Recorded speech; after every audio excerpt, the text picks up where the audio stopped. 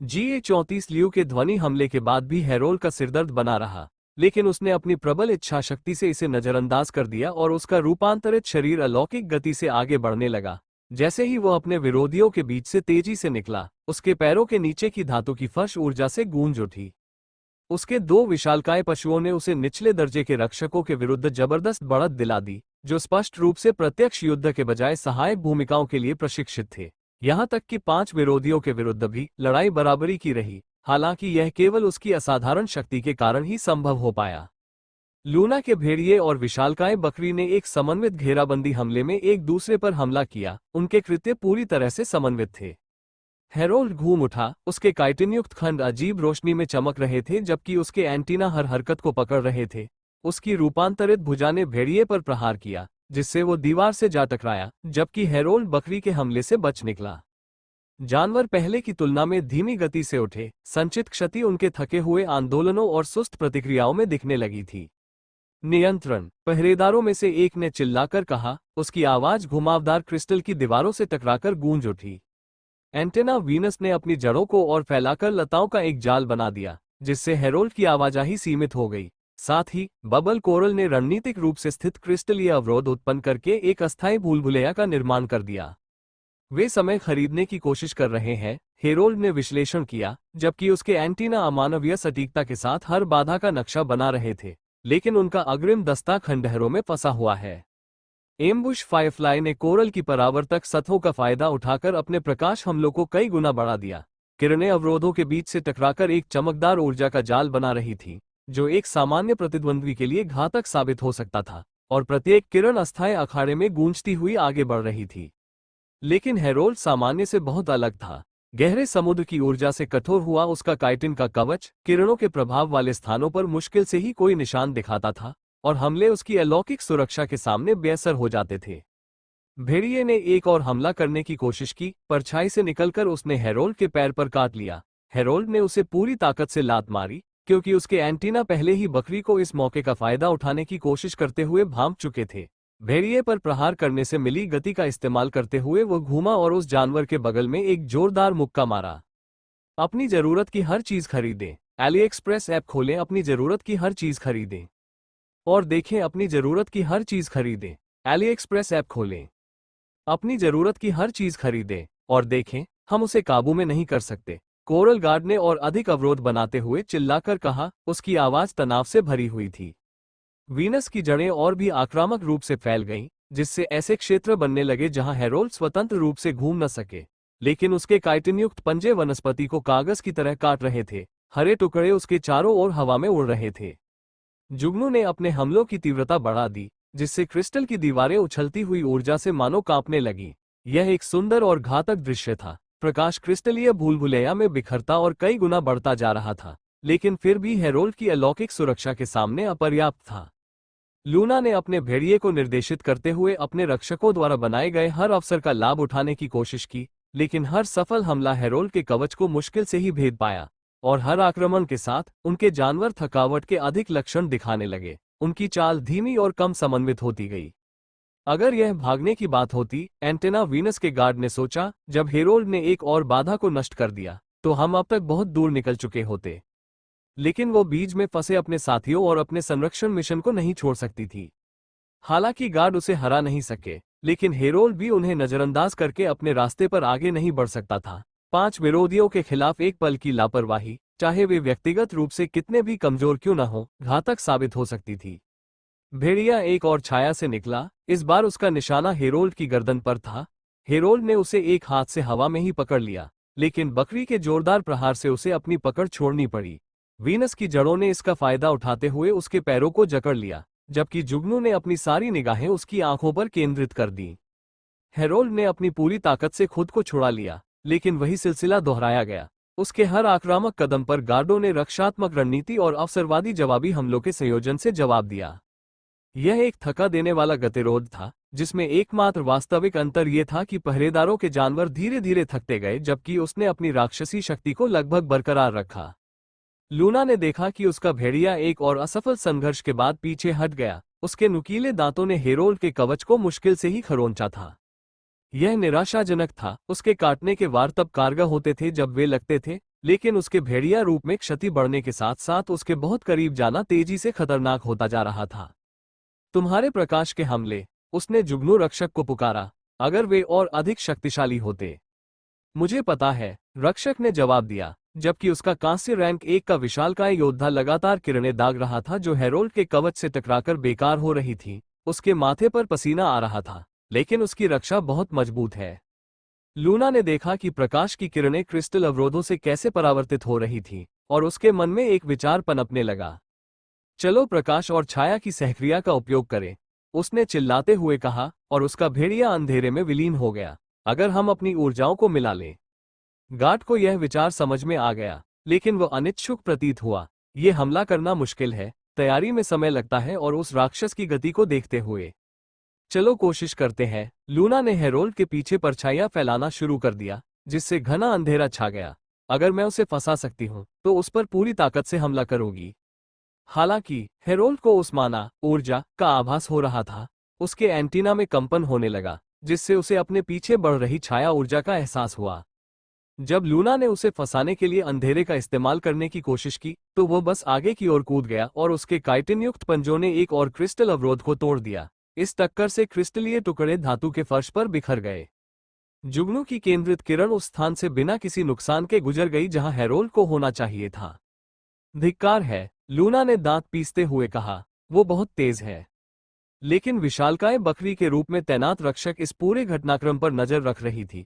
उसकी निगाहें हेरोल्ड की हर हरकत पर टिकी थी। वो उसके हर बचाव और पलटवार का बारीकी से आकलन कर रही थी।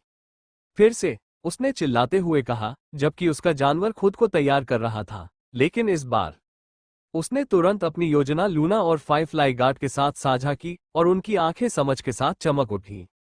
लूना ने एक बार फिर परछाइयों का विस्तार करना शुरू किया। इस बार उसने कई छोटे छोटे अंधेरे क्षेत्र बनाए। हेरोल्ड ने उम्मीद के मुताबिक ही प्रतिक्रिया दी। असली जाल का पता लगाने के लिए उसने अपने एंटीना फैलाए और प्रत्येक छाया क्षेत्र का विश्लेषण किया। जुगनू ने अपने सबसे शक्तिशाली हमले को चार्ज करना शुरू कर दिया। क्रिस्टल बाधाओं के बीच उछलते हुए चमकदार ऊर्जा संचित होती गई, प्रत्येक प्रतिबिंब के साथ प्रवर्धित होती गई जब तक कि हवा स्वयं शक्ति से गूंजने लगी। हेरोल्ड को आने वाले खतरे का आभास हो गया और वो बच निकला, या कम से कम उसे ऐसा ही लगा। जब लूना ने उसे परछाइयों से घेरने की कोशिश की, तो वो फिर से उछल पड़ा, सीधे उस बकरी की ओर जो चुपचाप अपनी जगह पर आ रही थी। टक्कर बहुत भीषण थी। बकरी ने पूरी ताकत से हमला किया और हेरोल्ड को घने अंधेरे क्षेत्र की ओर धकेल दिया। एक पल के लिए उसका संतुलन बिगड़ गया। अभी लूना चिल्लाए, तभी उसका भेड़िया अंधेरे से बाहर निकला और उसके नुकीले दांतों ने हेरोल्ड के पैर को जकड़ लिया, जिससे वो एक महत्वपूर्ण क्षण के लिए वहीं रुका रहा। इसका प्रभाव बहुत भयानक था। बकरी ने अपनी पूरी ताकत से प्रहार किया और हेरोल्ड को घने अंधेरे क्षेत्र की ओर धकेल दिया। एक पल के लिए उसका संपूर्ण संतुलन बिगड़ गया। अभी लूना चिल्लाए, तभी उसका भेड़िया अंधेरे से बाहर निकला और उसके नुकीले दांतों ने हेरोल्ड के पैर को जकड़ लिया, जिससे वो एक महत्वपूर्ण क्षण के लिए वहीं रुका रहा। क्रिस्टल अवरोधों में दर्जनों परावर्तनों से प्रवर्धित और अधिकतम शक्ति से आवेशित जुगनू की किरण सीधे हेरोल्ड पर पड़ी। प्रकाश ऊर्जा अत्यंत चकाचौंध भरी तीव्रता के साथ हेरोल्ड के छाया से ढके शरीर से टकराई, जिससे एक ऐसी प्रतिक्रिया उत्पन्न हुई जिसका उसके काइटिन युक्त कवच भी पूरी तरह से प्रतिरोध नहीं कर सका। कक्ष में एक चटकने की आवाज गूंज उठी जब अंततः कवच टूट गया और उसके नीचे की कोमल त्वचा दिखाई देने लगी। हेरोल्ड दहाड़ा, तीव्र पीड़ा की वो पहली आवाज जिसे वो दबा नहीं पाया था। युद्ध शुरू होने के बाद से उसके मुंह से निकली पहली आवाज। वह आवाज प्राचीन दीवारों से टकराकर गूंज उठी, आदिम और क्रोध से भरी हुई। हमने कर दिखाया, जुगनू रक्षक ने उत्साहपूर्वक कहा, हालांकि उसका जानवर इतनी शक्ति को बाहर निकालने के प्रयास से हौंफ रहा था। लेकिन लूना ने जश्न नहीं मनाया। वो जानती थी कि घायल दुश्मन और भी ज्यादा खतरनाक होता है। टूटे कवच और दर्द ने हेरोल्ड के भीतर कुछ ऐसा जगा दिया। अनियंत्रित क्रोध, परिवर्तन की प्रक्रिया में उसकी मांसपेशियां सुरक्षित सीमा से परे फैल गईं, जिससे उसका रूप और भी भयावह हो गया। मांस और काइटिन आपस में मिल गए और मुड़ गए, जिससे एक ऐसी विकृति उत्पन्न हुई जो प्राकृतिक रूप से लगभग अप्रत्याप्त थी। उसने भीषण गति से विशालकाय बकरी पर हमला कर दिया। लूना का भेड़िया, जो अभी भी पैर को काट रहा था, अचानक बड़ी ताकत के कारण अंधेरे से बाहर निकला। उसके दांत और गहरे धंस गए, लेकिन हेरोल्ड ने दांत पीसते हुए दर्द सहन किया और अपना पैर ऊपर उठाया। एक जोरदार प्रहार से उसने भेड़िए को क्रिस्टल की दीवार से जा टकराया। एक जोरदार छलांग लगाकर उसने एक नई क्रिस्टल बाधा को पार कर लिया और बकरी तक पहुंच गया। बकरी ने पीछे हटने की कोशिश की, लेकिन बहुत देर हो चुकी थी। हेरोल्ड के विषैले जबड़े, जो उसके रसातलीय कनखजूरे का ही एक रूप थे, उस जानवर की गर्दन पर कस गए। विष का प्रचुर प्रवाह उसके शरीर में फैल गया और लगभग तुरंत ही असर करते हुए विशाल बकरी प्रकाश के एक विस्फोट में गायब हो गई और उसे अपने प्रजनक के भीतर वापस जाने के लिए मजबूर होना पड़ा। Shop everything you need, open AliExpress app. Shop everything you need, see more. Shop everything you need, see more. Shop everything you need, open AliExpress app. नहीं, लूना चिल्लाई, जबकि उसका भेड़िया लड़खड़ाते हुए उठा। शक्ति संतुलन बनाए रखने के लिए बकरी के अभाव में लड़ाई तेजी से एक तरफा होने लगी। कोरल की बाधाएं अब हेरोल्ड के उन्मत्त आक्रमण को रोक नहीं पा रही थी, क्योंकि उसने अपने विशाल शरीर के अत्यधिक रूपांतरण से प्राप्त शक्ति से प्रेरित प्रहारों से क्रिस्टल को चकनाचूर कर दिया था। एंटेना वीनस ने जड़ों का पिंजरा बनाने की कोशिश की, लेकिन हेरोल्ड ने अपने कनखजूरे से निकले तेजाब से उन्हें जला दिया। जुगनू ने लगातार किरणें दागी, उसके कवच में क्षतिग्रस्त हिस्से को निशाना बनाते हुए, लेकिन पहले के अचानक हमले और तालमेल के बिना वो पर्याप्त नुकसान नहीं पहुंचा सका। भेड़िया एक नए हमले की कोशिश करने के लिए वापस अंधेरे में चला गया, लेकिन लूना हिचकिचा रही थी क्योंकि वो जानती थी कि एक और वार उसे खत्म कर देगा।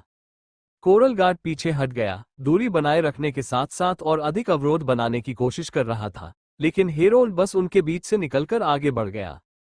वो कुछ ही सेकंड में वहां पहुंच गया और एक ही वार से वो उड़कर क्रिस्टल की दीवार से टकरा गई। 2 वारों से वो बेहोश हो गई।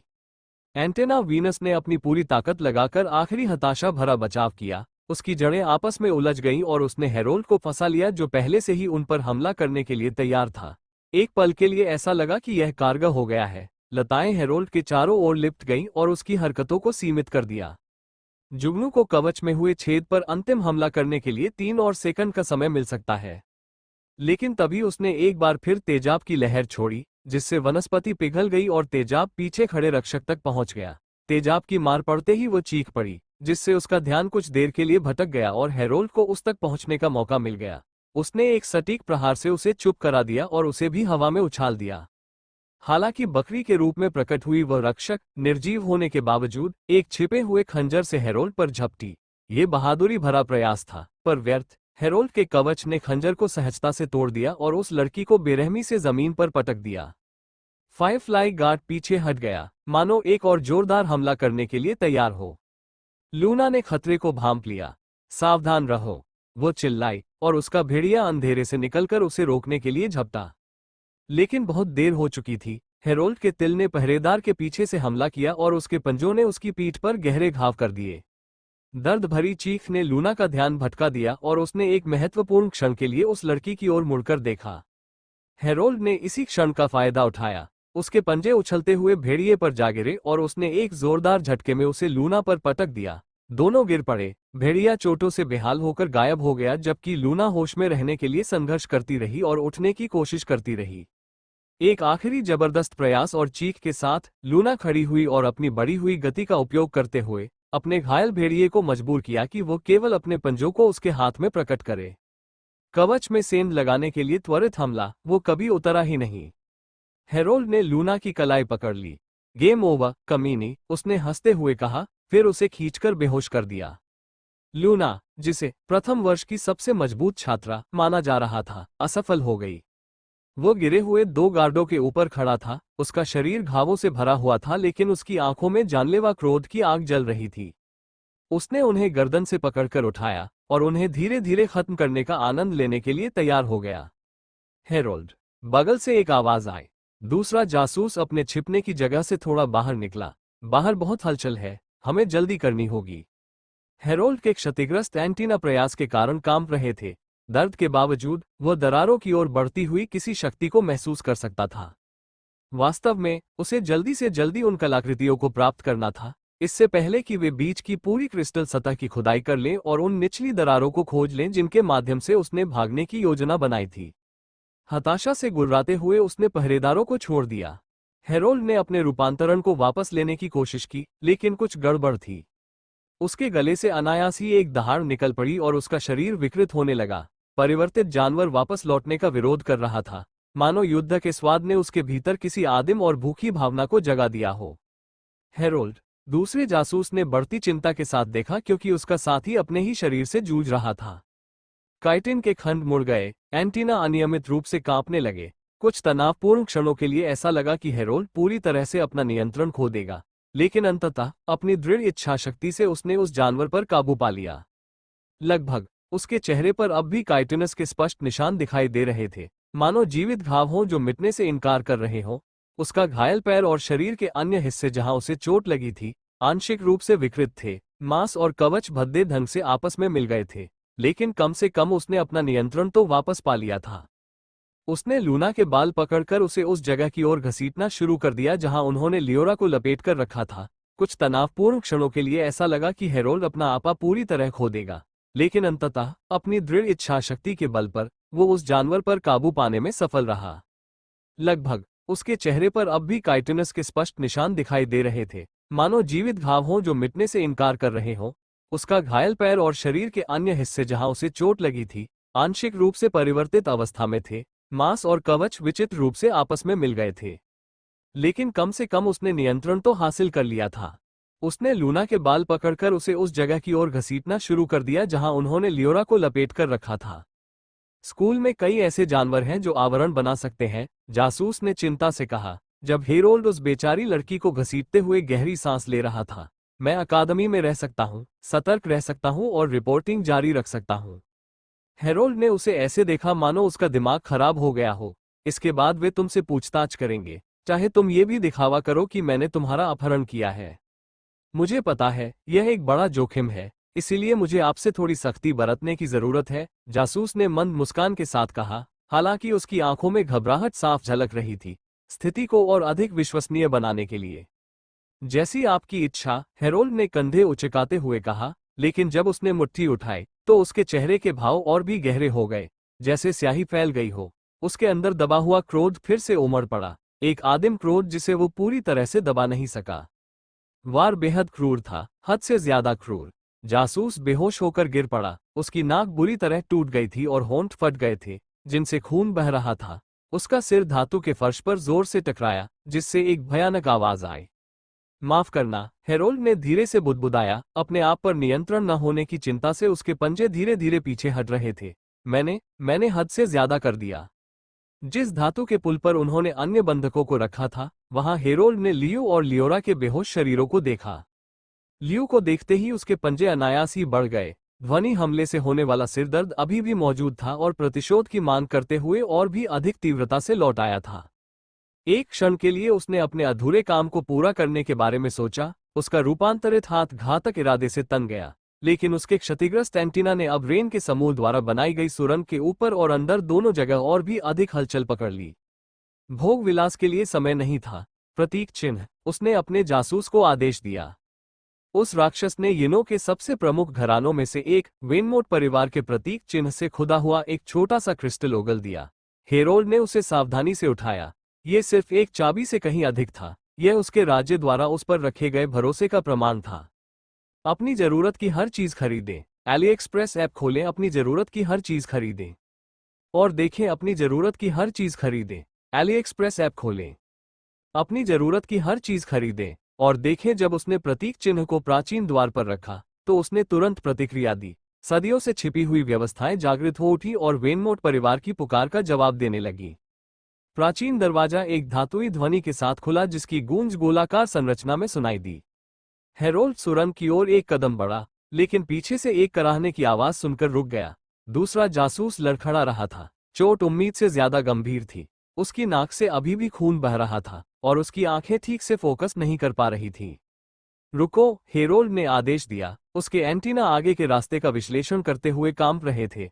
वहां सामान्य जानवरों वाले केवल 6 छात्र हैं। मेरे एंटीना घायल है, लेकिन मैं महसूस कर सकता हूं कि उनमें से 2 ने अपनी माना सिग्नेचर खो दी है। लेकिन उन्होंने दरवाजा कैसे खोला? अगर वे अंदर घुस गए तो वे। जासूस दीवार से टिक गया। उसे अभी भी टक्कर के कारण चक्कर आ रहा था। मुझे नहीं पता, हेरोल्ड ने भौहें चढ़ाते हुए कहा। उसके चेहरे पर मौजूद काइटिनस पैटर्न उसके भावों के साथ लहरा रहे थे। लेकिन मुझे नहीं लगता कि वे यिनो से हैं, और नहीं मुझे लगता है कि वे ताकतवर हैं, क्योंकि मैंने उन्हें उन कमजोर पहरेदारों से भागते हुए देखा और महसूस किया। शायद वे 2 मृत आत्माएं उन्हीं मूर्खों में से 2 थीं। राजकुमारी के पहरेदारों ने शायद उनका काम तमाम कर दिया होगा और एक को पूछताछ के लिए जिंदा छोड़ दिया होगा। लूना को अपने करीब खींचते हुए उसके होठों पर एक क्रूर मुस्कान आ गई। सिर्फ एक राजकुमारी बची है, दो मामूली गार्ड और एक बंधक। अगर मैं थोड़ा और खुद को ढीला छोड़ दूं तो। वो रुक गया। उसके मन में एक विचार पनप रहा था जो रूपांतरण से विकृत हो गया था। तुम्हें मेरे पीछे आने की जरूरत नहीं है। शायद वे आपस में लड़ पड़े होंगे, पहरेदारों और राजकुमारी को थका दिया होगा, लेकिन अगर वो अंगूठी का इस्तेमाल करती है। लूना के बालों पर उसकी पकड़ और कस गई, जिससे बेहोश लड़की धीरे से कराह उठी। मैं इस कुतिया का इस्तेमाल राजकुमारी का ध्यान भटकाने के लिए करूंगा। यकीनन वही अपने लोहे के जानवर के साथ अंगूठी ले जाने की मांग करेगी। शायद वो मुझे ज्यादा परेशान न करे या अपनी सहेली की चिंता में कूद कूद कर भाग निकले। जासूस बढ़ती चिंता के साथ देखता रहा कि दृश्य की कल्पना करते हुए हेरोल्ड के चेहरे के भाव और अधिक क्रूर होते जा रहे थे, और यह परिवर्तन उसके पूरे चेहरे पर फैलता जा रहा था। जब वो देखेगी तो उसका चेहरा कैसा होगा? हेरोल्ड हंसा। उसकी हंसी किसी इंसान की नहीं बल्कि किसी कीड़े जैसी थी। उसके चेहरे पर मौजूद काइटिन के खंड फैल गए और सुरंग में प्रवेश करते ही उसका रूपांतरण आगे बढ़ने लगा। क्या आपको यकीन है कि? जासूस ने खड़े होने की कोशिश शुरू की, लेकिन हेरोल्ड अब उसकी बात नहीं सुन रहा था। बहुत आसान, उसने लूना को घसीटते हुए आगे बढ़ते हुए सोचा। एक डरी हुई राजकुमारी, दो थके हुए रक्षक। सत्ता के नशे में चूर उसके दिमाग में उठ रही चेतावनी भरी आवाजों को अनसुना करते हुए उसकी इंद्रियां आशा से झकझोर रही थी। वो बस यही सोच रहा था कि इतने महत्वपूर्ण 3 कैदियों को सौंपने पर उसे क्या इनाम मिलेगा। सुरंग आगे की ओर मुड़ गई और हेरोल्ड को किसी की उपस्थिति का आभास हुआ। विजयी प्रवेश की तैयारी करते हुए उसके विकृत चेहरे पर एक शिकारी मुस्कान उभर आए। रेन लारिसा की बातों के बारे में सोचना बंद नहीं कर पा रही थी। क्या वो सचमुच किसी को मार सकता है? गार्ड द्वारा मिन को धमकाने पर उसे जो गुस्सा आया था, उसे याद करके उसका हाथ कांप उठा। एक पल के लिए तो वो कुछ करने को तैयार भी हो गया था। उस गुस्से की याद उसे लगभग उतनी ही डरा रही थी जितनी कि वो स्थिति खुद। लारिसा ने सिसकते हुए उसके विचारों को बीच में ही रोक दिया। उसके हाथों में वे 2 दवाइयां थीं जो उसके गद्दार गार्डों ने उसे दी थी। ये ठीक नहीं है। मुझे ही क्यों मुसीबत में पड़ना पड़ रहा है? उसने उदास स्वर में, लेकिन थोड़ी सी खुशी के साथ कहा। उसने उन्हें इल्जाम भरी निगाहों से देखा, जबकि वे उसकी नजरें चुराते रहे। मिन और तारों ने अपना सिर खुजाया और अपने चारों ओर मौजूद धातु की दीवारों में अचानक दिलचस्पी दिखाने का नाटक किया। उस हल्के फुल्के पल का क्षण तब चकनाचूर हो गया जब उन्होंने इसे महसूस किया। बीच के बाहर से शक्ति की एक लहर उभर रही थी। एक दरवाजा खुल गया था, लेकिन सुरंगों में से एक से निकलने वाली ऊर्जा अगाध। लारिसा ने फुसफुसाते हुए कहा। उसकी खनिज परी ने ऊर्जा में व्याप्त भ्रष्टाचार का पता लगा लिया, और दूषित शक्ति के कारण उसके पंख कांपने लगे। सभी लोग तनाव में आ गए। थकावट के बावजूद पहरेदार तुरंत लारिसा के सामने तैनात हो गए। उनके जानवर अभी अभी पुनर्जीवित होना शुरू हुए थे। मूर्खता मत करो, लारिसा ने उन्हें दूर धकेलने की कोशिश की। तुम्हारे पास तो बिल्कुल भी शक्ति नहीं है। तुम्हारे जानवर अभी पूरी तरह से बदले भी नहीं है। हमारा कर्तव्य आपकी रक्षा करना है, उन्होंने दृढ़ता से जवाब दिया। हालांकि उनके हाव भाव से उनकी शक्ति की कमी स्पष्ट झलक रही थी। रेन आगे बढ़ा। उसके हाइड्रा कवच में चमकदार क्रिस्टलीय शल्क प्रकट हुए, जिन पर चमकती नसें थीं, जो अंगूठी के जुड़ने से अब और भी अधिक प्रभावशाली लग रही थीं। पीछे हटो, मैं इसे संभाल लूंगा। लेकिन आप, लारिसा ने अपनी आवाज में स्पष्ट चिंता व्यक्त करते हुए कहना शुरू किया। रेन एक पल के लिए झिझक गया। क्या वो सचमुच किसी को मार सकता था, भले ही वो कोई रसातल प्राणी ही क्यों न हो? ये सोचकर उसका पेट कांप उठा और उसकी रीढ़ की हड्डी में सिहरन दौड़ गई। लेकिन उसने अपने दांत और मुठियां भींच लीं। ये संदेह करने का समय नहीं था। उसका कवच तेजी से चमकने लगा। उसके मशरूमों की प्रकाशमय नसें हाइड्रा की प्रकाश शक्ति को बढ़ा रही थीं। सुरंग से जो आकृति निकली वो भयानक थी। मानव और कीट का एक संकर रूप जो किसी चीज को घसीट रहा था, नहीं, किसी व्यक्ति को। रेन की निगाहें लूना पर टिकी थीं, जो बेहोश और खून से लथपथ थी, और उस घिनौने प्राणी द्वारा उसके बालों का बेरहमी से पट्टे की तरह इस्तेमाल किया जा रहा था। उसके अंदर कुछ बदल गया। लूना। रेन के भीतर क्रोध उमड़ रहा था। तभी लारिसा की चीख दूर से सुनाई दी। उसके शरीर में असंख्य छोटी नसों के माध्यम से प्रवाहित हो रही मशरूम की आंतरिक रोशनी अचानक भड़क उठी, जिससे उसे एक ऐसी शक्ति मिली जिसका उपयोग उसे अभी नहीं कर पाना चाहिए था। खाई गई अंगूठी की शक्ति उसके क्रोध के साथ प्रतिध्वनित हुई, जिससे प्रकाशमान ऊर्जा अकल्पनीय स्तर तक बढ़ गई। हाइड्रा की प्रकाश किरण अपने पूरे विनाशकारी वैभव के साथ प्रकट हुई। हेरोल्ड को इस अजीबोगरीब स्थिति को समझने का मुश्किल से ही समय मिला था कि तीव्र प्रकाश से उसकी आंखें चौंधिया गईं। उसके घायल एंटीना को खतरे का आभास बहुत देर से हुआ। वो अपनी जीत को लेकर इतना आश्वस्त था कि उसने शक्ति के अचानक संचय पर ध्यान ही नहीं दिया। उसी क्षण तीव्र प्रकाश का अनुभव करते हुए लूना जाग उठी। अपनी बची हुई अंतिम शक्ति से उसने हेरोल्ड के पीछे एक छाया बनाई और उसका पैर पकड़कर उसे कुछ पल के लिए वहीं रोक दिया। वो किरण हेरोल्ड के शरीर में एक छोटे से सूर्य की तरह समा गई। उसका शुद्ध करने वाला प्रकाश अगाध भ्रष्टाचार को चीरता हुआ मानो प्रकट हुआ दिव्य न्याय हो। अपने अंतिम क्षणों में हेरोल्ड को अपना पूरा जीवन आंखों के सामने से गुजरता हुआ दिखाई दिया। येनो का वह अनाथालय, ठंडा और वीरान, जहां परछाइयां कहीं और की तुलना में लंबी और अंधेरा गहरा प्रतीत होता था।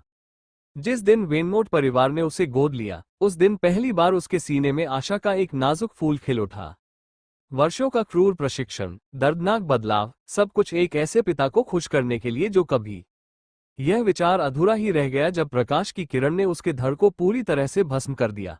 जो बचा था वो मुश्किल से ही इंसान जैसा लग रहा था। एक जले हुए शरीर का निचला हिस्सा, आधा राक्षस आधा इंसान, धातु के फर्श पर धुआं उगल रहा था। जले हुए शरीर की तीखी गंध हवा में फैल गई। लूना, लारिसा अपनी चचेरी बहन की ओर दौड़ी, जो अपनी आखिरी ताकत और शारीरिक शक्ति से हेरोल्ड को सहारा देने के बाद वहीं पड़ी थी। अपने परिवार के लिए वास्तविक भय ने उसके सामान्य रूप से शांत स्वभाव को चकनाचूर कर दिया था। मिन तुरंत उसके पीछे पीछे आया। उसका सांप प्रकट होकर उपचार प्रक्रिया शुरू करने लगा। उसकी खाल पुनर्स्थापनात्मक ऊर्जा से चमक रही थी। टारो और गार्ड भी पास आए और लड़कियों के चारों ओर एक सुरक्षात्मक घेरा बना लिया। थकावट के बावजूद उनके शरीर तनावग्रस्त थे। लेकिन रेन घुटनों के बल गिर पड़ा। उसकी निगाहें हेरोल्ड के बचे हुए हिस्से पर टिकी थीं। उसके हाथ अनियंत्रित रूप से कांप रहे थे और उसके शरीर पर बनी चमकती रेखाएं उसके शक्तिशाली हमले में खर्च हुई भारी ऊर्जा के कारण फीकी पड़ने लगी थीं। उसकी आवाज लगभग फुसफुसाहट जैसी थी। मैं बस।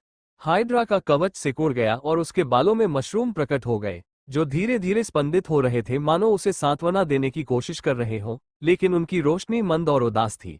उनके प्रजनक की भावनात्मक उथल पुथल ने उनकी सामान्य हंसमुख चमक को फीका कर दिया था। वो जिंदा है, मिन की आवाज उसके दिमाग में छाए धुंध को चीरती हुई सुनाई दी। लूना ठीक हो जाएगी। मिन के काम करते समय लारिसा ने लूना का हाथ पकड़ रखा था, लेकिन उसकी निगाहें रेन पर टिकी हुई थीं। उसने इसके बारे में पहले भी सुना था। उसके भाई ने उसे बताया था कि किसी योद्धा की पहली वास्तविक हत्या के बाद उसकी आंखों और माना में कुछ खास देखा जा सकता है। वहां आप किसी व्यक्ति के सच्चे येन या यांग स्वभाव को देख सकते थे। जब मिन ने लूना का इलाज पूरा कर लिया तो लारिसा रेन के पास गई। आपने उसकी जान बचाई, उसने कोमल स्वर में कहा। उसकी आवाज में समझदारी झलक रही थी। शायद हम सबकी जान बचाए। रेन ने बेमन से सिर हिलाया, लेकिन उसकी निगाहें जले हुए अवशेषों पर टिकी रहीं। रूपांतरित हुए उस प्रशिक्षक की उम्र कितनी रही होगी? क्या रेन की तरह उसका भी कोई परिवार था? क्या उसके माता पिता उसे याद करेंगे? या तो वो बचता या हम, एक गार्ड ने पहले से ज्यादा नरमी से कहा। पहले की दुश्मनी पूरी तरह गायब हो गई थी। उसकी जगह सहानुभूति जैसी भावना आ गई थी। तुम्हारे पास कोई विकल्प नहीं था। तुम सही कह रहे हो, कोई चारा नहीं था, रेन ने धीरे से कहा। उसे याद आ रहा था कि लूना को घायल देखकर उस पर कितना गुस्सा हावी हो गया था। लेकिन क्या सच में कोई दूसरा रास्ता नहीं था? या उसने गुस्से को ही अपने ऊपर हावी होने दिया? क्या वो अब भी अपने माता पिता की इच्छा के अनुसार एक अच्छा इंसान बन सकता था? धन्यवाद, लारिसा ने हल्की सी मुस्कान के साथ कहा, संकोच न करने के लिए। रेन की आंखों में आंसू आने लगे। उसने जरा भी संकोच नहीं किया था, और यही बात उसे सबसे ज्यादा डरा रही थी। लेकिन मिन ने उन्हें बुलाया, जिससे क्षण भर के लिए रेन का ध्यान उसके बुरे विचारों से हट गया। अपनी जरूरत की हर चीज खरीदें। एलीएक्सप्रेस ऐप खोलें, अपनी जरूरत की हर चीज खरीदें और देखें अपनी जरूरत की हर चीज खरीदें और देखें अपनी जरूरत की हर चीज खरीदें। एलीएक्सप्रेस ऐप खोले। लूना ने धीरे धीरे अपनी आंखें खोली। उसकी नजरें अपने चारों ओर मौजूद चिंतित चेहरों पर टिक गईं। बाकी गार्ड, उसने उठने की कोशिश करते हुए धीरे से कहा, वे बुरी तरह घायल हैं, उन्हें तुरंत मदद की जरूरत है। लारिसा ने लूना को उठने में मदद की, जबकि मिन ने घायल गार्डों को चिंता से देखा। उसके सांप ने लूना को ठीक करने में पहले ही बहुत ऊर्जा खर्च कर दी थी। इस प्रयास से उसके शल्क फीके पड़ गए थे। मुझे नहीं पता कि मेरे पास पर्याप्त शक्ति बची है या नहीं, मिन ने अपने होंठ काटते हुए स्वीकार किया। रेन, जो अब तक खोया हुआ था, ये सुनकर जैसे जाग उठा। उसकी आंखें चमक उठी। उसे लगा कि अब वो कुछ अच्छा कर सकता है, कुछ ऐसा जिससे उसका अपराधबोध थोड़ा कम हो सकता है। मिन, वो झटपट अपने दोस्त के पास पहुंचा। मैं मदद कर सकता हूं। हाँ, लेकिन मेरे सांप की शक्ति तुम्हारे जानवरों की शक्ति से अलग है और मुझे पता है ये कैसे काम करता है, रेन ने एकाग्रता के साथ कहा। उसके मशरूम फड़क रहे थे। मुझे हर प्रकार की माना शक्ति का पैटर्न पता है। मैं अपनी कुछ माना शक्ति तुम्हें दे सकता हूँ। क्या ये संभव है? टैरो ने पूछा, क्षण भर के लिए विशुद्ध जिज्ञासावश स्थिति को भूलकर। ये बहुत मुश्किल है, एक गार्ड ने टिप्पणी की। विभिन्न जीवों की ऊर्जा आमतौर पर एक दूसरे के अनुकूल नहीं होती। लेकिन रेन को तौर तरीके पता है। मिन मुस्कुराते हुए बोली, उसे बात समझ आने लगी थी, जैसे कि जब उसने साधना में हमारी मदद की थी। रेन ने सिर हिलाया और मिन के कंधे पर हाथ रखा। उसकी चमकती हुई रेखाएं, जो नष्ट हुई अंगूठी की निशानी थी, एक विशिष्ट लय के साथ स्पंदित होने लगी। यह एक नदी को झील में मोड़ने जैसा है, उन्होंने समझाया जैसे ही उनकी ऊर्जा मिन में प्रवाहित होने लगी। मिन का सांप नई ऊर्जा से जगमगाने लगा, उसकी खाल उधार ली गई शक्ति से चमकने लगी। ये काम कर रहा है, मिन ने उत्साह से कहा। लारिसा ने देखा कि रेन किस तरह काम पर ध्यान केंद्रित कर रहा था, और उसने गौर किया कि उसके हाथ अब कांप नहीं रहे थे। समूह उस गलियारे से आगे बढ़ा जिसका इस्तेमाल हेरोल्ड करता था। उनके कदमों की गूंज प्राचीन धातु पर सुनाई दे रही थी। जब वे निकास द्वार पर पहुंचे, उन्हें ज्यादा देर तक ढूंढना नहीं पड़ा और उन्हें किसी जैविक सामग्री में लिपटे हुए 3 बंडल मिल गए। जब उन्होंने एक आवरण हटाया, लियोरा, अपनी चचेरी बहन का चेहरा पहचानते ही लारिसा दौड़ पड़ी। लूना भी हैरान दिखी, लेकिन जब लारिसा ने बताया कि वो सिर्फ बेहोश है, तो उसने ऐसा दिखाया जैसे उसे ज्यादा परवाह ही नहीं है। उन्होंने मान लिया कि वे तीनों हेरोल्ड के बंधक थे, क्योंकि लूना की तरह वह निश्चित रूप से लियोरा को भी येनो के पास ले जाना चाहता था। टारो ने अपनी लिविंग टनल को बुलाया, जिसने तीनों बेहोश लेकिन सांस लेते बंधकों को सावधानीपूर्वक उठा लिया। मैं इन्हें ले जाऊंगा, उसने कहा। हमें गार्डों को जल्दी ढूंढना होगा। लूना ने तेजी से चलने की कोशिश की लेकिन लड़खड़ा गई। मैं उन्हें ठीक कर दूंगा, वादा करता हूं, मिन ने दृढ़ निश्चय किया। उसका सांप अभी भी रेन द्वारा स्थानांतरित ऊर्जा से चमक रहा था। वे हो सकते हैं। किसी ने भी वाक्य पूरा नहीं किया। पहरेदार बेहोश पड़े थे, इसलिए वे माना संकेतों को महसूस नहीं कर सके। वे धातु के पुलों का सहारा लेते हुए बीच के ऊपरी हिस्से की ओर चढ़े। खोजबीन करते समय सन्नाटा घुटन भरा था। यहाँ, लारिसा के एक गार्ड ने चिल्लाकर कहा। पहली गिरी हुई रक्षक मूंगे के क्रिस्टल के टुकड़ों के पास पड़ी थी। उसकी सांसें मुश्किल से दिखाई दे रही थीं। मिन तुरंत घुटनों के बल बैठ गया। उसका सांप हरकत में आ गया। वहां, रेन ने इशारा किया। उसके मशरूम जीवन के संकेतों को महसूस करते हुए स्पंदित हो रहे थे। वहां एक और है। उन्होंने दूसरी रक्षक को सूखी जड़ों से घिरा हुआ पाया। उसकी त्वचा पर तेजाब के निशान थे। मिन का सांप चिंता से फुफकारा, घाव गहरे थे। चलो, मिन काम करते हुए धीरे से बोला। चलो। धीरे धीरे पहरेदारों के चेहरों पर रौनक लौटने लगी। एक और। लूना ने उस कोने की ओर इशारा किया जहां फाइवफ्लाई गार्ड बेसुध पड़ी थी। उसकी पीठ पर गहरा घाव था। मिन जितनी तेजी से हो सकता था चला, लेकिन कोशिश के कारण उसके हाथ कांप रहे थे। उसने आज बहुत सारे गंभीर घावों का इलाज किया था, लेकिन एक अभी भी लापता था। लारिसा को बकरी रक्षक मिली। उसके कानों से थोड़ा खून बह रहा था। मिन की बची हुई माना शक्ति पर्याप्त नहीं लग रही थी। रोशनी फीकी पड़ गई। लड़की को कपकपी होने लगी। एक बार फिर रेन ने मिन के कंधे पर हाथ रखा। उसकी अंतिम माना शक्ति सांप में प्रवाहित हो रही थी। धीरे धीरे लड़की शांत होने लगी। रेन के शरीर पर चमकती रेखाएं झिलमिलाने लगी, जबकि दरारों के बाहर लगातार अधिक से अधिक उपस्थिति जमा होती जा रही थी। वो दर्जनों संवेदी जीवों को उस क्षेत्र की छानबीन करते हुए महसूस कर सकता था। यहाँ बहुत सारे हैं, वो बुदबुदाया। उसकी दृष्टि धुंधली होने लगी थी। उसने बहुत अधिक माना शक्ति खर्च कर दी थी। प्रकाश की किरण बार बार मिन को ऊर्जा स्थानांतरित कर रही थी। टैरो ने जैसे तैसे उसे पकड़ लिया, तभी उसके पैर जवाब दे गए। उसके बालों में उगे मशरूमों ने गायब होने से पहले एक आखिरी कमजोर धड़कन दी। रेन, मिन चिंतित होकर पास आया, लेकिन इतने सारे उपचारों के बाद उसका सांप भी थक चुका था। टारो की लिविंग टनल ने अपने लपेटे हुए बंडलों के भार में रेन को भी शामिल कर लिया। पहरेदार एक एक करके जागने लगे। वे भ्रमित थे लेकिन जीवित थे। सबसे आखिर में आंखें खोलने वाली जुगनू की रक्षक थी, राजकुमारी। उसने फुसफुसाते हुए कहा। सुरक्षित। लारिसा ने ये दिखाने के लिए उसके बगल में घुटने टेके कि वो ठीक है, हम सब सुरक्षित हैं। क्या हमें एक और निकास खोदना चाहिए? टैरो ने घबराकर उन दरारों की ओर देखते हुए पूछा, जहां उन्हें बाहर लोगों की बढ़ती भीड़ का आभास हो रहा था। शायद हम ऐसा कर सकते हैं, लूना ने कहना शुरू किया, लेकिन रुक गई। नहीं, ये बेकार है। अब छिपने का कोई फायदा नहीं है, लारिसा ने सिर हिलाते हुए कहा। अब तक तो सबको पता चल ही गया होगा कि इसमें कौन कौन शामिल था। समूह उस सुरंग की ओर बढ़ा जिसे रेन और तारों ने बनाया था। ये सबसे चौड़ा रास्ता था, और इस समय चुपके से भागने की कोशिश करने से वे और भी संदिग्ध लगने लगते। लेकिन जब वे दरार के पास पहुंचे, तो वे अपनी जगह पर ही जम गए। वहां, एक ऐसे भाव के साथ जिसे समझना असंभव था, जूलियस का चेहरा सीधे उनकी ओर देख रहा था। कुछ देर रुकने के बाद राजकुमार ने कहा, मेरा मानना है कि आपको बहुत कुछ स्पष्ट करना है। लड़ाई के नतीजे से कुछ ही समय पहले डायरेक्टर इग्नेशियस बेचैनी से इधर उधर चक्कर लगा रहे थे। हर गुजरते मिनट के साथ उनकी चिंता बढ़ती जा रही थी। लड़कियां अभी तक कोई खबर लेकर नहीं लौटी थीं, और उनकी मौजूदगी तय किए गए अवरोधन बिंदु से काफी दूर ही महसूस हो रही थी। इतनी देर क्यों लग रही है, उसने सोचा। तभी उसकी त्वचा के नीचे उसका फीनिक्स हिलने लगा, उसकी बेचैनी का जवाब देते हुए। उस जानवर की बेचैनी ने उसकी अपनी चिंता को और बढ़ा दिया। तभी उसे इसका एहसास हुआ, ऊर्जा में एक हलचल जिसमें अगाध भ्रष्टाचार के स्पष्ट लक्षण थे। उसकी मांसपेशियां तुरंत तन गईं, लेकिन इस बार कुछ अलग था।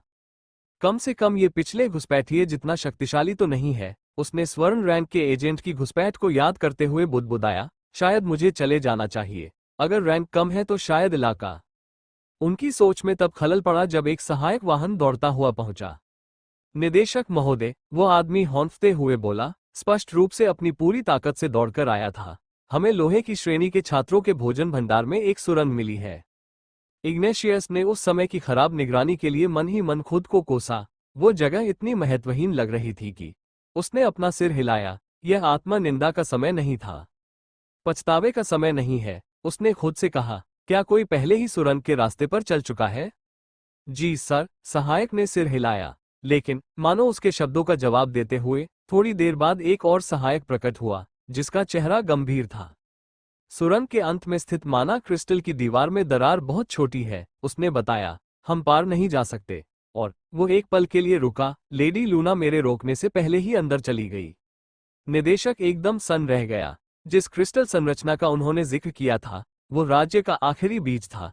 क्रिस्टल की मोटाई और पिछले क्रिस्टलों के पैटर्न के आधार पर किए गए अनुमानों से संकेत मिलता था कि यह कम से कम 10 साल तक नहीं खुलेगा।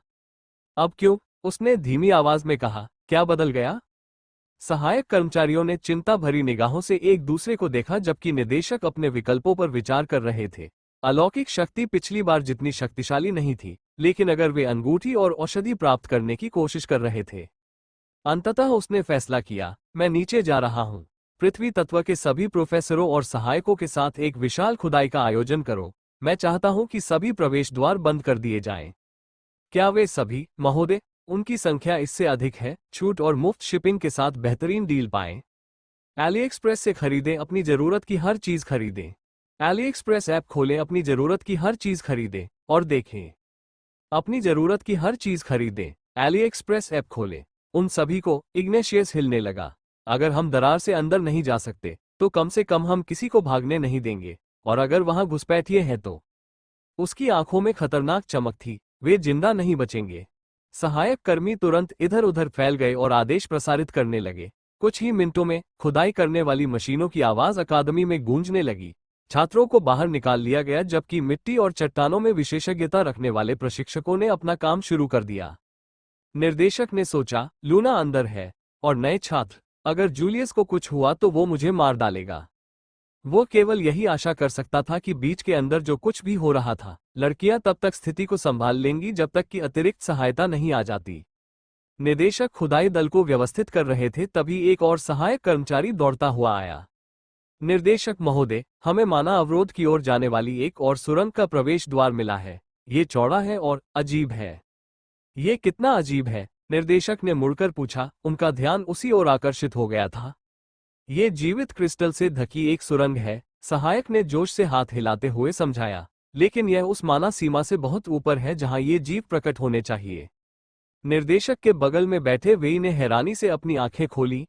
मशरूम वाला लड़का, उसने बुदबुदाते हुए कहा, जिससे सबका ध्यान उसकी ओर गया। जरूर वही होगा। वो छात्र जिसने तुम्हारे खिलाफ शर्त जीती थी, निर्देशक ने भौहें चढ़ाते हुए कहा। हाँ, वेई ने मुट्ठी भींचते हुए कहा। वो शुरू से ही संदिग्ध व्यवहार कर रहा है। मुझे भी आपके साथ चलने दीजिए, निर्देशक जी। निर्देशक ने कुछ देर सुझाव पर विचार किया और अनिच्छा से सिर हिलाया। अगर छात्र इसमें शामिल होता तो। एक कान फाड़ देने वाली चीख ने उसके विचारों को भंग कर दिया। यह कोई सामान्य चीख नहीं थी, बल्कि इतनी शक्तिशाली थी कि आसपास के सभी जानवर कांप उठे, मानो हवा भी उसकी तीव्रता से कांप रही थी। ऊपर देखते ही उन्हें एक विशालकाय आकृति अपनी ओर उतरती हुई दिखाई दी। एक सुनहरा विशालकाय चील, जिसके पंख द्वितीय श्रेणी के स्वर्णिम प्राणी की तरह चमक रहे थे, भव्यता से उनकी ओर आ रहा था। उसके पंखों का फैलाव अकादमी परिसर में छाया डाल रहा था। धरती पर उतरने से पहले ही 3 लोग उसकी पीठ से कूद गए। झाओ, जूलियस, निर्देशक ने प्रोफेसर और राजकुमार को पहचान लिया, और विक्टर। विक्टर, जूलियस के बड़े भाइयों में से एक और विशालकाय चील का मालिक, ने गंभीरता से सिर हिलाया। उसका जानवर उसके पीछे बैठा था। उसकी सुनहरी आंखें शिकारी जैसी बुद्धिमत्ता से आसपास के क्षेत्र का जायजा ले रही थीं। इस बार हम शुरुआत से ही शिकार में शामिल होंगे, जूलियस ने स्पष्ट घोषणा की। उसकी आवाज में बहस की कोई गुंजाइश नहीं थी। अब धीमी रिपोर्टों का इंतजार नहीं करना पड़ेगा। निर्देशक ने उसके हावभाव में तनाव देखा। जाहिर है, उसके शिष्य नीचे थे। वे कहते हैं कि सुरंग इस तरफ है, वे ने इशारा करते हुए कहा। वो शुरू करने के लिए उत्सुक था। विक्टर ने अपने भाई के कंधे पर हाथ रखा। हम उन्हें ढूंढ लेंगे। समूह खदानों की ओर चल पड़ा। इस बार, निर्देशक ने सोचा, वे किसी को भी भागने नहीं देंगे। लारिसा दरार में जूलियस का चेहरा देखकर जम सी गई। उसका दिमाग, जो कुछ क्षण पहले तक पूरी आपदा को समझाने की योजना बना रहा था, अचानक पूरी तरह से खाली हो गया। हालात तब और बिगड़ गए जब एक हाथ प्रकट हुआ और जूलियस का सिर एक तरफ धकेल दिया। दरार से विक्टर का चेहरा झांका, और अपनी छोटी बहन को इतने महत्वपूर्ण खंडहरों के अंदर देखकर उसकी आंखें आश्चर्य से चौड़ी हो गईं। लारिसा, विक्टर की आवाज अजीब तरह से शांत थी, जिससे वो और भी घबरा गई। वहां से निकल जाओ, अभी। लारिसा ने चारों ओर देखा। जो लोग बेहोश नहीं हुए थे, उन्होंने अपनी निगाहें फेर लीं। क्या उसे सब कुछ अकेले ही समझाना पड़ेगा? हेरोल्ड का आंशिक रूप से क्षतिग्रस्त शरीर, घायल गार्ड, बेहोश रेन, टैरो की लिविंग टनल द्वारा ले जाए गए पैकेज, और वे कलाकृतियां जो। क्या मुझे डांट पड़ेगी? उसने धीमी आवाज में पूछा, ठीक वैसे ही जैसे वह छोटी थी और रसोई की नौकरानियों से मिठाई मांगते हुए पकड़ी जाती थी। जूलियस दरार से फिर प्रकट हुआ और विक्टर को धक्का देते हुए बोला, नहीं, हम ऐसा नहीं करने वाले। झूठा, लारिसा ने बीच में ही टोकते हुए, आरोप लगाते हुए उसकी ओर इशारा किया। इस बार बात अलग है, जूलियस ने विश्वास दिलाने की कोशिश करते हुए कहा। हम बस यही चाहते हैं कि। माना झूठ नहीं बोलती। लारिसा ने अपनी बाहें मोड़ ली। विक्टर अपनी हंसी नहीं रोक पाया, जिसके चलते जूलियस ने उसे कोहनी मार दी। लारिसा, जूलियस ने फिर से कोशिश की। उसकी आवाज में अधिकार और विनती दोनों झलक रही थी। वहां एक हीनो जासूस था, है ना? मुझे अब उसकी मौजूदगी का एहसास नहीं हो रहा है। क्या तुम बाहर आकर सब कुछ समझा सकती हो कि क्या हुआ था? वादा करो कि तुम मुझे सजा नहीं दोगे। लारिसा ने कांपती उंगली से इशारा किया। मुझे ये जाने बिना कुछ भी वादा नहीं कर सकता कि क्या होगा। आपको वादा करना होगा। विक्टर ने जूलियस को फिर से एक तरफ धकेल दिया। सुनो, छोटे शैतान, उसकी आवाज में गंभीरता की बजाय मजाक का भाव था। अगर तुम अभी बाहर आओगे, तो मैं वादा करता हूं कि जूलियस तुम्हें ज्यादा सजा नहीं देगा। बहुत ज्यादा? लारिसा ने आंखें सिकोड़ते हुए पूछा। बहुत ज्यादा का मतलब समझाओ। दोस्तों, अगर आपको यह कहानी पसंद आई है, तो इसकी आगे की कड़ियां हमारे टेलीग्राम चैनल पर सुन सकते हैं। गोल्डन मेंबरशिप, सिर्फ ₹149 में इस कहानी के अगले 100 एपिसोड का आनंद लें। अगर आप इस कहानी के सभी एपिसोड सुनना चाहते हैं, तो सिर्फ ₹299 में इस पूरी कहानी का पूरा एक्सेस प्राप्त करें। टेलीग्राम लिंक और गोल्डन मेंबरशिप की जानकारी आपको डिस्क्रिप्शन और पिन किए गए कमेंट में मिल जाएगी। आपके प्यार और सहयोग के लिए दिल से धन्यवाद।